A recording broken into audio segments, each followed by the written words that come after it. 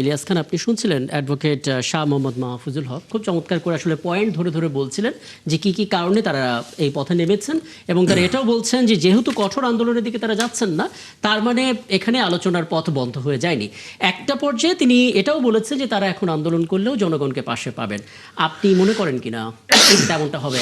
মানে এই আত্মবিশ্বাস আসলে বিরোধী দলের? না, ম্যাক্সিমাম জনগণ তো বিএনপিকে ভোট দিয়েছে। জি, হঠাৎ করে তারা আন্দোলন করে জনগণকে পাশে পেয়ে যাবেন, ভাই নিশ্চয়ই বলবে না পরবর্তী আলোচনাতে কোন হিসাবে। এবং জনগণের এখন, আমি জনগণকে ছোট করছি না, এই পার্লামেন্ট সদস্যদের এই যে পার্লামেন্টে আলাপ আলোচনা নানা কিছু এগুলো দেখছে, বাট এখন গুরুত্ব হচ্ছে ত্রাহি ত্রাহি অবস্থা মানুষের। দেখুন যে প্যানিক বাইংয়ের কারণে আমাদের দেশের তেলের কি অবস্থা হয়েছে, আপনি সে আপনার চোখে পড়ে যে প্রত্যেকটি পাম্প স্টেশনের সামনে হাজার হাজার শয়ে শয়ে গাড়ি। এবং ইতিমধ্যে গণমাধ্যমে খবর এসছে খুব দ্রুত সময়ের মধ্যে কি বলে যে তেল শেষ হয়ে যাবে, স্টক আছে 11 দিনের, বাট অনেক জাহাজ আবার এসছে, এটি খুব ভালো দিক। সুতরাং মানুষ এগুলো নিয়ে ভাবছে, মানুষ জনজীবনে কীরকম শক্তি হবে। যেমন এই যে আমাদের একটা পবিত্র ঈদ গেল, সেই ঈদে যে প্রাণহানি ঘটেছে এবং নানা নৈরাজ্য চলেছে, যদিও সংশ্লিষ্ট মন্ত্রী তিনি বলেছেন, তিনি আবার আমার খুব ক্লোজ, যাই হোক সেই প্রসঙ্গে আমি যাব না, তিনি বলেছেন যে এত সুন্দর নাকি ঈদযাত্রা কোনো সত্য না, মানুষ এগুলো চায় না। তারপরে দেখুন, হয়তো আমরা একটু পরেই আলোচনা করবো, হাম টিকা নাই, আপনি চিন্তা করতে। এবং আমাদের দেশে এই যে পোলিও, তিনি একজন চিকিৎসক, এই যে পোলিও টিকা, এটি কিন্তু পৃথিবীর একটি দৃষ্টান্ত। এত সাকসেস রেকর্ড পৃথিবীর কোনো দেশে নাই কিন্তু, এবং অনেক অনেক বিদেশিরা কিন্তু বিস্মিত যে বাংলাদেশের মতো পোলিও মুক্ত ঘোষণা প্রধান করেছে, পোলিও মুক্ত ঘোষণা হয়েছে। তারপর যে একটি, ওটাকে নামটা আমি ভুলে গেছি, স্মল পক্স এরকম নাই, এবং আরো একটি যে হতো, হ্যাঁ এটা আমরা শেষে আলোচনা করব আর কি। হ্যাঁ, তো এইসব নিয়ে মানুষ এখন ভাবছে, এই হাসপাতালে গেলে ঠিকভাবে চিকিৎসা পাচ্ছে না, এই যন্ত্রপাতি আছে, অপারেটর নাই, অপারেটর থাকলেও যন্ত্রপাতি বন্ধ করে রাখা হচ্ছে, নষ্ট করে রাখা হচ্ছে। কত সংকট আমাদের জীবনে, আসলে অস্বীকার করার উপায় নেই, কিন্তু মানুষ এগুলো নিয়ে ভাবছে। তো আমি রাজনীতিবিদদের, তিনিও একজন নেতা, আমার ঈশ্বরের সঙ্গে আমার যে সহ আলোচক আছেন তিনিও একজন নেতা, তাদের প্রতি আমরা অনুরোধ জানাতে চাই যে এইসব বিক্ষোভ, এইসব কর্মসূচি পালন না করে আপনার সংসদে আলোচনা করুন। দীর্ঘদিন পর একটি প্রাণবন্ত সংসদ হয়েছে, কারণ আগে আমরা দেখেছি গৃহপালিত বিরোধী দল, যে দল সরকারেও আছে আবার বলছে আমরা বিরোধী দল, এবং খুব দুর্ভাগ্যজনকভাবে বা তাদের যেটি প্রাপ্য ছিল, এই দলটি কিন্তু এবার নিশ্চিহ্ন হয়ে গেছে বাংলাদেশ থেকে, একটি আসন কোথাও পায় না। জামাত একটি বড় দল এবং একটি ভালো বিরোধী দল আমরা আশা করি। সুতরাং সরকার এবং বিরোধী দল উভয়েরই বোধোদয় হওয়া উচিত। এবং এটি এমন একটি দুর্ভাগ্যাদেশ, দেশের স্বার্থের প্রশ্নেও কিন্তু আমাদের রাজনৈতিক দলগুলো সবসময় এক হতে পারে না। আপনি দেখবেন যে ভারতে দেখবেন যে, যেমন এই গত 17.5 বছর ছিল, কিন্তু এক দল আর এক দলের নেতা নেত্রীদের চেহারা দেখতে পারতো না। কিন্তু সর্বদলীয় বৈঠকে তারা ঠিকই আসে, তো কংগ্রেস বিজেপি সেটাই আমি বললাম, কিন্তু আমাদের দেশে কিন্তু সেই কালচারটা নেই, দীর্ঘদিন ছিল না। এবার যেমন তারেক রহমান, তিনি নতুন রাজনীতি শুরু করেন, তিনি নির্বাচিত হয়ে আপনি দেখেন যে বিরোধী দলের নেতাদের বাসায় গিয়েছেন, কয়েকজনের বাসায় তিনি গেছেন।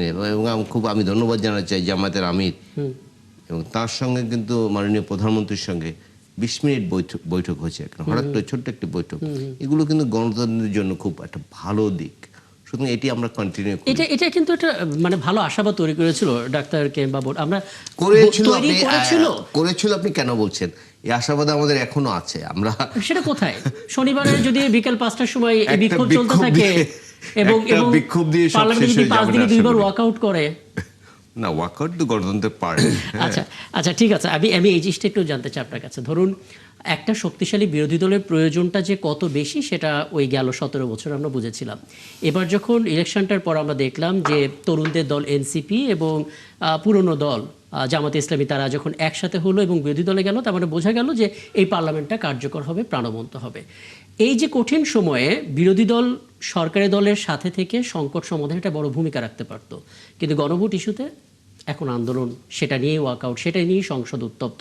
মানে পিছিয়ে গেলাম কিনা বা পিছিয়ে যাচ্ছে কিনা, সেই সংখ্যাটা টের পাচ্ছেন কিনা? না, আসলে আমরা পিছিয়ে যাচ্ছি না। দেখেন, এই আমাদের বিরোধী দলীয় যারা আছেন, এরা যে আন্দোলনের কথা বলছেন, বিক্ষোভের কথা বলেছেন। আসলে জনগণ ওনরা করুক, করার পর দেখবেন জনগণ ওনাদের সাথে রেসপন্স করবে না। কারণ জনগণের এখন বার্নিং যে ইস্যু, জ্বালানি সংকট বলেন আর ওই যে হামটাম নিয়ে মানুষের সেদিকে, এবং মানুষ চায় এখন শান্তিতে বসবাস করতে।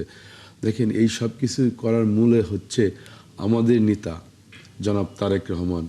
উনি বাংলাদেশে আসার পর দেখেন, উনি বাংলাদেশে আসার আগে অনেক নেতা অনেক কিছু মন্তব্য করতো, অনেক কিছু করতো। উনি বাংলাদেশে আসার পর উনি বাংলাদেশের রাজনীতিকে এমনভাবে গুছিয়ে নিচ্ছেন, এমনভাবে সাজাচ্ছেন যাতে কেউ একটা সমালোচনা, আপনারা দেখেন আমাদের মাননীয় প্রধানমন্ত্রী জনাব তারেক রহমান বাংলাদেশে আসার পর উনার কোনো একটা কাজকর্ম নিয়ে, উনার একটা কথা নিয়ে, উনার একটা অ্যাক্টিভিটি নিয়ে কেউ কি কোনো সমালোচনা করতে পারছে? উনার যে প্রতিপক্ষ, যে আমাদের বিএনপির যে চরম প্রতিপক্ষ, তারাও কিন্তু ওনার সমালোচনা করতে পারছে না। উনি প্রধানমন্ত্রী হওয়ার পর উনি যে নেতিবাচক, উনি যে মানে জনগণের জন্য যে উদ্যোগ নিয়েছেন, দেখেন উনি প্রোটোকল ইউজ করেন না, উনি ওই ইসের মধ্যে অনেক শত শত গাড়ি নিয়ে মুভমেন্ট করে না মানুষের। সবচেয়ে বড় কথা অফিস টাইমটা তিনি ইন্ডিকেটর আছে সবাইকে দিয়ে করাচ্ছেন। দেখেন উনি সবার আগে অফিসে চলে যাচ্ছেন, উনি সবার খোঁজ খবর নিচ্ছেন। এবারে কিন্তু কয়েকটি ইন্ডিকেটর আছে, আপনি দেখুন। সরি আমি একটু ডিস্টার্ব করলাম। এই যে আমাদের হাতের কালি, ভোটের কালি শুকাবার আগে তিনি নির্বাচনের প্রতিশ্রুতি পূরণ করতে শুরু করেছেন। বাংলাদেশের ইতিহাসে এগুলো কিন্তু কোনোদিনও হয়নি। জনপ্রতিনিধিদের একটা হানিমুন পিরিয়ড ছিল, সেটাও দেখিনি এবার। জি, একটা হানিমুন পিরিয়ড থাকে বলা হয় নির্বাচিত দেশ, সেটাও আমরা দেখিনি। নির্বাচনের আগে আমরা কি দেখেছি? নির্বাচনের আগে অনেক কথা বলা হয়, কিন্তু নির্বাচনের পরে জনপ্রতিনিধিরা সব ভুলে যান। তিনি কিন্তু অলরেডি ফ্যামিলি কার্ড চালু করেছে, কৃষি কার্ড তিনি দিবেন, খাল খনন কর্মসূচি শুরু হয়েছে। এটা কিন্তু একটা পজিটিভ সাইড। এগুলো আমরা আসলে, তারপর ভাই যেটা বললেন যে তিনি প্রোটোকল, আমরা আগে দেখেছি আমরা আধা ঘন্টা 45 মিনিট দাঁড়িয়ে থাকতাম, প্রধানমন্ত্রী বা সোকল্ড ভিআইপি যাবে যারা। না, এটা তো হয়তো আপনি বলছেন জনগণের হয়তো যারা ফিল করছে, কিন্তু বিরোধী দল তো একটা বড় ফ্যাক্টর, তারা বড় স্টেক হোল্ডার, তাদের তো ফিল করতে হবে। বিরোধী দল ফিল করছে একটি কর্মসূচি দিয়ে এই সবকিছু শেষ হয়ে যাবে, এটা ভাবার কোনো কারণ নেই। আপনাদের বলছি, দেখেন আমাদের এই জনাব তারেক রহমানের যে সমস্ত অ্যাক্টিভিটিস এই ভাই বলে গেল, উনি যেভাবে দেশ পরিচালনা যেভাবে শুরু করছেন, ওনার অপ্রতিদ্বন্দ্বী কোনো নেতা নেই। উনি একটু অপ্রতিদ্বন্দ্বী নেতা হয়ে উঠছেন। এই দিয়ে আমাদের বিরোধী দলীয় বন্ধুরা ভাবছে তারেক রহমানকে যদি এভাবে কাজ করার সুযোগ দেওয়া হয়, বাংলাদেশে তারেক রহমান ছাড়া কোনো কিছুই চলবে না। বাংলাদেশে দেখেন এই 18 কোটি মানুষের হৃদয়ে তিনি স্থান করে নিয়েছেন। বাংলাদেশের চায়ের টেবিলে আনাচে কানাচে এখন একটা কথাই, যখন কোনো একটা গ্রামে যে কোনো দুর্গম অঞ্চলে সবাই শুধু তারেক রহমানকে নিয়ে কথা বলছে। এখন এই তারেক রহমানের এই কাজের গতিকে স্লো করে দেওয়ার জন্য, এই কাজের গতিকে যাতে আরও মনে করেন অন্যদিকে ডাইভার্ট করার জন্য আমাদের বিরোধী দলীয় ভাইয়েরা অন্য একটা বিক্ষোভের ডাক দিয়েছে, অন্য একটা কর্মসূচি। আমি বিশ্বাস করি, আমি আশাবাদী যে আমরা আসলে যে সুন্দর প্রাণবন্ত সংসদ পেয়েছি, আমি আশাবাদী ওনরা ওই প্রথম দিন যদি ওই শনিবার বিক্ষোভ কর্মসূচি দেখে ওনরা পরবর্তী আবার সংসদে চলে আসবে। আমরা আলোচনা করে আমরা সমঝোতার মাধ্যমে, আমরা তো সবসময় বলছি আমরা জুলাই সনদের পক্ষে।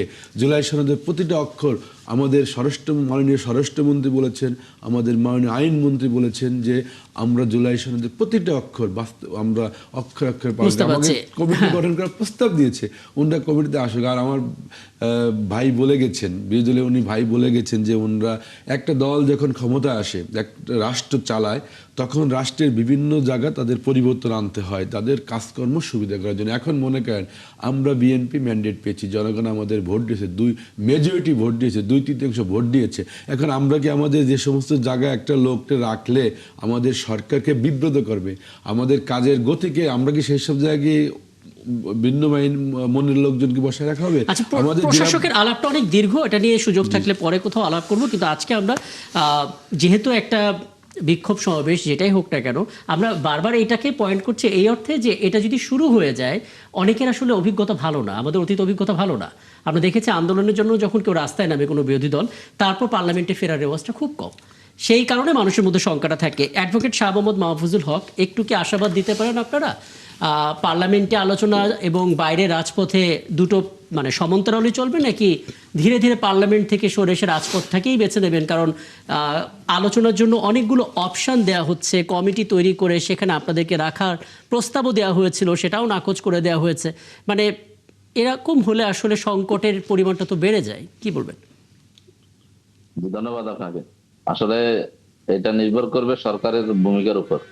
সরকার যদি তার যে একরোখা মনোভাব এবং সংখ্যাগরিষ্ঠতার যে জোর বা জোশ জি সেটার উপর ধারণ করে, এবং ওনারা 51% ভোট পেয়েছে, এটা বললেও হবে না। জি জামাত ইসলামী বা হচ্ছে যে বাকি 51% মানে কি, বাকি 49% মানুষের ভোট কিন্তু তারা পান না। জি তার মানে হচ্ছে যে এখানে সরকারি দল এবং বিরোধী দলকে শুধুমাত্র আসন দিয়ে বিবেচনা করলে কিন্তু ভুল হবে। তা এই জন্য সেখানে 51% আর 49% বা জামাত এবং বিএনপির যে এনসিপির জোটের যে ভোটার পার্সেন্টেজ, সেটাও কিন্তু 43%। অতএব আপনি এর আগেও কিন্তু অনেক 294 আসন নিয়ে সরকারি দল গঠন করে কিন্তু আওয়ামী লীগ ভেবেছিল যে সবকিছু তো পেয়ে গেছি, কিন্তু সেটা কিন্তু পায়নি।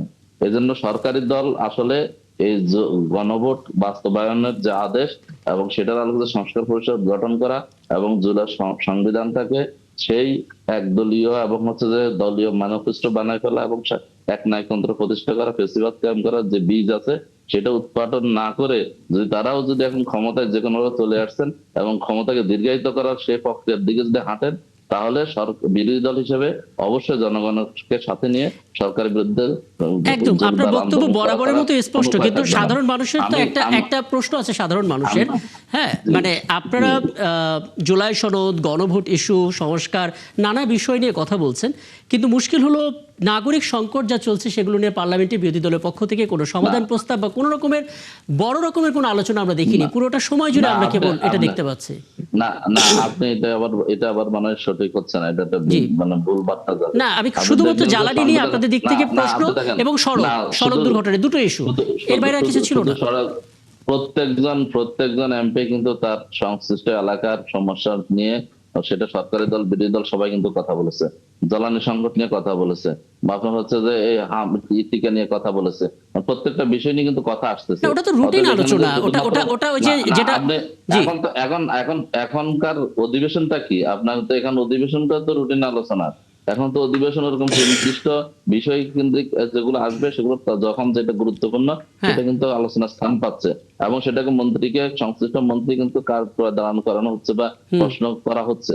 আপনি দেখেছেন যে এই যে ঈদ যাত্রায় প্রায় 370 জনের মতো মানুষ জীবন দিল, কিন্তু হচ্ছে মন্ত্রী বলতেছেন না এটা সুখকর, মানে একদম আরামদায়ক হয়েছে।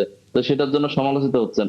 আপনার আজকে জ্বালানি সংকট, এটা তো আপনারা প্রশংসিত হয়েছেন এই অর্থে যে যখন আপনারা সরাসরি মন্ত্রীকে প্রশ্ন করলেন যে আর কতটা দুর্ঘটনা ঘটলে আপনি অস্বস্তি বোধ করবেন, কিন্তু মুশকিল হচ্ছে যে এরপর আমরা ওয়াকআউট হতে দেখলাম গণভোট ইস্যুতে। জি না, আমি বলেন এরপর আপনি দেখেন কিন্তু জ্বালানি সংকট নিয়ে কিন্তু বিরোধী দল প্রশ্ন করেছে, এবং সেখানে আমাদের দুর্ভাগ্য হচ্ছে মন্ত্রী বলতেছেন জ্বালানির কোনো সংকট নাই দেশে, অথচ মানে সিরিয়ালের পর সিরিয়াল পাম্প স্টেশন বন্ধ হয়ে যাচ্ছে। আজকে সরকার বিভিন্ন স্কুল ছুটি দেওয়ার জন্য চিন্তা করতেছেন। তাহলে সত্যকে লুকানোর তো কোনো দরকার নাই। না, 3 লক্ষ লিটারের বেশি জ্বালানি তো জব্দ করা হয়েছে যারা আসলে মজুত করে রেখেছিল। আমি সেটা বলতেছি, সংকট আছে, সংকটটাকে স্বীকৃতি দিয়ে সেখানে সবাই মিলে সেটা সমাধানের জন্য চেষ্টা করতে হবে। কিন্তু আমার কথা হচ্ছে যে আপনি দেখেন আজকে যে 10টা বা যে অধ্যাদেশগুলোকে আজকে মানে বিএনপি ইয়েতে আনলো না, আপনি সেখানে কি আছে? আপনার গণভোট অধ্যাদেশ, আপনি দেখেন জাতীয় মানবাধিকার কমিশন অধ্যাদেশ, আপনি দেখেন গুম প্রতিরোধ প্রতিকার, যে আমাদের স্বরাষ্ট্রমন্ত্রী তিনি নিজে গুম হয়েছেন, ইলিয়াস আলী আজকে এখনো গুমের, সেখানে গুম প্রতিরোধ প্রতিকার অধ্যাদেশকে কেন আজকে আমি এই যে 10টা যদি আলাদা আলাদা করে শুনে অনেক সময় লাগবে, তবে আমি আপনাকে নিশ্চিত করতে পারি যে এটা নিয়ে প্রতিবেদন হচ্ছে এবং এটা নিয়ে নিশ্চয়ই আমরা একটা আলোচনা করব। জি আমি এক পয়েন্টে বলি, এই যে গুম প্রতিরোধ প্রতিকার, পুলিশ কমিশন, সুপ্রিম কোর্ট সচিবালয়, দুর্নীতি, এই পয়েন্টগুলো যখন আপনি সংস্কার বলতে কি, যে জন্য মানুষ জীবন দিয়েছে, ছাত্ররা জীবন দিয়েছে, যে জন্য আওয়ামী লীগের বিরুদ্ধে আমরা আন্দোলন করলাম, এখন আপনি যদি আবার সেই বার্তায় আমাদেরকে দেন, আপনি আবার গুম করবেন, আপনি আবার দুর্নীতি দমন কমিশনকে আপনার মতো করে ইউজ করবেন, পুলিশকে আপনার মতো ইউজ করবেন, বিচারালয়কে আপনার মতো ইউজ করবেন, তাহলে আপনি ওই যে কিছু পপুলারাইজড আপনি হচ্ছে যে যানজটে দাঁড়ায় থাকতে দেন নাই, অথবা কিছু মানুষকে দেখানো। বুঝতে পারছি আপনার পয়েন্টগুলো একেবারে স্পষ্ট হাতে, যেহেতু সময়টা কম এবং আপনি আপনার জায়গা থেকে আসলে পরিষ্কার করেছেন। আমি সবশেষ একটা মন্তব্য ডাক্তার বাবুর শেষ করবেন। আমি যেহেতু ওই ভাই এই যে জ্বালানি সংকট নিয়ে কথা বল, দেখেন বাংলাদেশের জ্বালানি সংকট নেই তেমন, কিন্তু হয়েছে কি জনগণ প্যানিক সৃষ্টি করে আমাদের প্রতিপক্ষরা তারা কিন্তু তাদের নিজস্ব পেট্রোল পাম্পে তারা বিভিন্ন জায়গায় মজুদ করে জি মানুষ সাধারণ পাবলিক এই ইরান যুদ্ধ হওয়ার পর ভাবছে তেলের দাম বৃদ্ধি হবে, এই জন্য সাধারণ মানুষরা আগে যে তেল ইউজ করতো তার থেকে তারা প্রতিজন কিছু কিছু তেল তারা নিয়ে তাদের ঘর বাড়িতে মজুদ করে রাখছে। মোটরসাইকেল আগে 2 লিটার তেল নিয়ে সবাই বেরোতো যে আমরা সারা শহর ঘুরবো, এখন তারা ফুল ট্যাঙ্কি ভরে ওই ট্যাঙ্কি আর এক জায়গায় রেখে তখন আবার নিতে আসছে। না, সাধারণ মানুষ যদি এটা করে এখানে আমাদের করণীয় কি? কারণ তারা তো নার্ভাস হয়ে যায়। আমাদের মাননীয় জ্বালানি মন্ত্রী তিনি কিন্তু সংসদে আমাদের কতদিনের আছে, আমাদের প্রতিদিন কি পরিমাণ তেল রাখছে খরচ হচ্ছে আমরা দিচ্ছি, তিনি কিন্তু স্টেট বলে দিয়েছে এই এপ্রিল মাসে 10 তারিখে একটা চালান আসছে, আবার লাস্ট উইকে আর একটা বড় চালান আসছে। তো আমার মনে হয় তেলের কোনো ওইভাবে সংকট হবে না, কিন্তু জনগণ যেভাবে শুরু করছে প্যানিক সৃষ্টি হচ্ছে, প্রতিপক্ষরা যারা বিরোধী শিবির তারা এ নিয়ে রাজনীতি শুরু করছে, তখন সরকার একটু তো মনে করেন সচেতন হতে হবে, যে তখন সচেতন হয়ে যেতে। আর আমাদের মাননীয় প্রধানমন্ত্রী আগে থেকেই যে জ্বালানির অপচয়, বিদ্যুতের অপচয়, পানির অপচয় সব কিছু থেকে তিনি সবসময় অ্যালার্ট। অতিরিক্ত এসি চালার তিনি তো প্রতিটা দপ্তরে ঘুরে ঘুরে দেখছেন, তার মধ্যে সে তো মানে আমাদের মাননীয় প্রধানমন্ত্রী আগে থেকে এই সব ব্যাপারে সচেতন, তাই উনি তো মনে করেন যাতে আর্টিফিশিয়াল ক্রাইসিস সৃষ্টি না করতে প্রতিপক্ষরা এবং কুচক্রী মহল যাতে ফিউচারে মনে করেন যে এ নিয়ে কোনো ঝামেলা অ্যালাইজ না করে, এই জন্য আমাদের সরকার সেটা ট্যাকেল করার জন্য আগে থেকে নাগরিক সংকট সমাধানের জন্য হয়তো সরকারের উদ্যোগ নেবে, কিন্তু মানুষ আসলে চাই বিরোধী দল এবং সরকারি দলের মধ্যে একটা কার্যকর সমাধান আসুক। কারণ বিরোধী দল সহায়ক শক্তি হিসেবে থাকলে অনেক বড় বড় নাগরিক সংকটও খুব ভালোভাবে সেটা দূর করা যায়। কারণ মানতে হবে যে সংসদে যারা আছে তারা প্রত্যেকে আসলে জুলাইয়ের পক্ষের শক্তি। আমরা জুলাইয়ের পক্ষের শক্তি। আমরা চাই সরকার পক্ষ বিরোধী পক্ষ আলোচনার মাধ্যমে সুন্দর একটা সংসদ গঠন, সংসদে একটা সুন্দর আলোচনার মাধ্যমে জুলাই যে সনদ, আমরা জুলাই সনদ বর্তমান সরকারি দিলে আমরা যারা আছি আমরা জুলাই সনদের পক্ষে, আমরা জুলাই সনদকে বাস্তবায়ন করতে চাই। আমাদের যে কমিটির প্রস্তাব হচ্ছে বিরোধী দল মনে করি তারা ওই কমিটিতে আসবে, আসার পর আলোচনার সাপেক্ষে সুন্দর একটা সমাধান হবে এই আশাবাদ ব্যক্ত করছি। অনেক ধন্যবাদ এবং ধন্যবাদ অ্যাডভোকেট শাহ মোহাম্মদ মাহফুজুল হক আমাদেরকে সময় দেওয়ার জন্য।